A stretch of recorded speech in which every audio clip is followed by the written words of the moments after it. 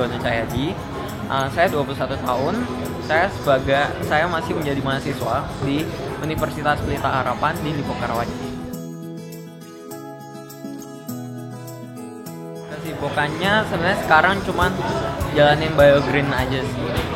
Jalanin bisnis biogreen saya. Jalaninnya itu udah 1 tahun ya.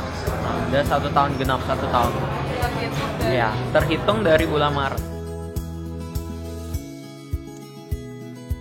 Sejauh ini bisnisnya ya, namanya bisnis. Dulu pasti di awal-awal pasti ada susahnya ya. Cuman sekarang ya puji Tuhan udah ngelewati masa susahnya, sekarang udah ya mulai berkembang. Ya, tantangan paling besar itu dulu orang tua, yaitu mama, terlebih mama. Dulu keyakinan saya adalah, kebetulan saya tipe orangnya adalah, saya selalu yakin akan apa yang aku lakukan. Nah, jadi waktu itu, ketika itu aku udah mutusin mau join. Nah, jadi aku langsung join. Nah, waktu kita join di biogreen kan, dengan kita join kita dapat produk. Nah, produk itu dibawa pulang, konsumsi saya sama mama. Nah, ketika dikonsumsi sama mama, waktu itu ceritanya di sini ada mata ikan gitu di jarinya mama. Nah, baru minum sehari 2 hari, mata ikannya itu udah lepas. Nah, jadi ceritanya mama itu dulu ngomong, mata ikan ini udah mama coba apain tapi nggak hilang-hilang. Nah, tapi dengan cuman minum ini sehari 2 hari itu langsung lepas sendiri. Kemudian beberapa hari kemudian jadinya membaik. Nah, dari situ mulai didukung karena dari hasil produknya itu ada. Kebetulan aku tahu Ko Jansen. Nah, karena Ko Jansen itu alumni dari UPH. Nah, jadi dari alumni UPH, waktu itu dia post income di sosial media, di pet. Nah, ketika itu cuma aku melihat income-nya itu relatif besar. Nah, cuman saya punya pemikiran sendiri. Waktu itu dia ada nge-tag Ko Hen Hen. Nah, jadi ada pemikiran sendiri, aku memutuskan untuk joinnya itu sama Ko Hen Hen. Nah, gimana caranya bisa join?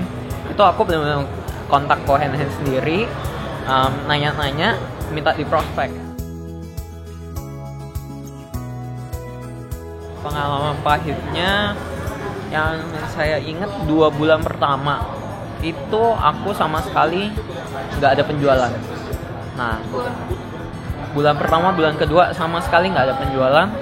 Ya kenapa? Istilahnya produk biogreen kan juga produk baru.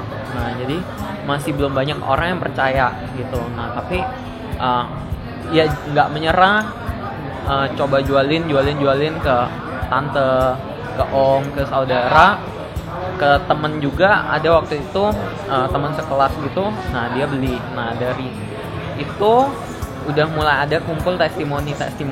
Nah, dari situ bulan ketiga itu juga baru balik modal setengahnya. Nah, cuma ya aku tetap berprinsip pada yang diri aku pertama. Soalnya aku yakin ini pasti bisa sukses. Nah, jadi aku mutusin tetap lanjutin aja. Nah, tapi dengan lanjutin itu membuahkan hasil yang ya manis lah. Secara singkatnya, kemarin kan ada promo yang ke Eropa. Nah, itu puji Tuhan aku diberi kesempatan, aku dapet. Nah, jadi waktu ke Eropa itu ya udah jalan-jalan, kita diajak ke tempat store gitu kan. Nah, ya namanya lagi di luar negeri juga kan nggak ada orang tua. Nah, jadi ya udah iseng-iseng beliin aja barang buat orang tua. Nah, waktu itu aku beliin mami aku ada jam tangan sama dompet Bottega. Nah, terus ceritanya sih itu waktu itu aku beli dompetnya, habis beli aku baru kabarin ke mama, nih aku beliin dompet gitu. Ditanya kan harganya berapa, aku bilang dong 11 juta kalau nggak salah waktu itu aku hitung. Pulang ya udah kasih ke dia. Nah, akhirnya sekarang dipakai. Nah, kan aku cuma apa ya istilahnya ya balas budinya kita lah. Nah, terus kemudian di bulan November atau Desember 2015 kemarin itu puji Tuhan juga aku bisa ambil suatu keputusan. Nah, aku ambil rumah di Citra Raya. Nah, rumah itu itu kurang lebih seharga 1,3 M. Nah, jadi itu aku bisa ambil dengan sistem KPR. Nah, jadi kenapa ya? Soalnya mau ambil rumah itu kebetulan aku bukan dari keluarga yang berada banget. Nah, jadi sistem istilahnya sekarang itu keluarga saya udah tinggal hidup dari dana hasil jual rumah dulu di Surabaya. Nah, jadi udah gitu yang di Lippo Karawaci ini ya itu cuma rumah kontrak. Nah, jadi aku mikir aku harus bikin suatu perubahan gitu loh. Kalau nggak kayak gini gak bakal maju. Sangat berperan ya. Balik sih orang tua sih, mama, terlebih mama.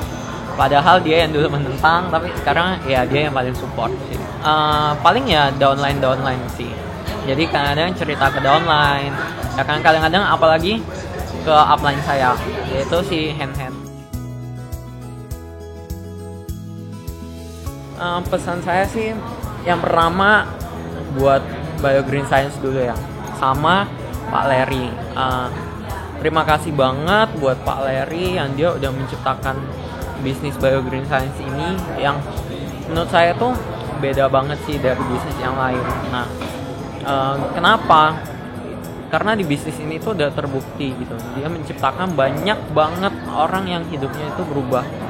Nah, yang kedua ya terima kasih buat orang tua saya, keluarga saya yang turut mendukung ya. Tanpa mereka pasti saya nggak ada batu loncatan pertama. Nah, jadi terima kasih banget buat mereka. Jadinya saya bisa sampai seperti yang sekarang. Dan untuk upline saya, ya terima kasih juga. Nggak pernah berhenti untuk mensupport walaupun saya benar-benar ngeselin, selalu ngeluh. Tapi untungnya aku orangnya yang sadar diri. Ketika orang yang udah ngomong kayak gitu, aku juga merasa emang benar kalau kita ngasih aura negatif bisa jadi negatif balik. Nah, jadi langsung berubah. Ya thank you lah buat Kohenhe yang dia selalu support. Nah, sama downline saya yang tanpa mereka semua pastinya juga nggak ada saya sekarang. Ini quotes yang selalu aku katakan juga ke semua downline saya dan teman-teman saya. Nah, quotes itu bunyinya kayak gini. Success is not easy. If success is easy, everyone in this world will be success.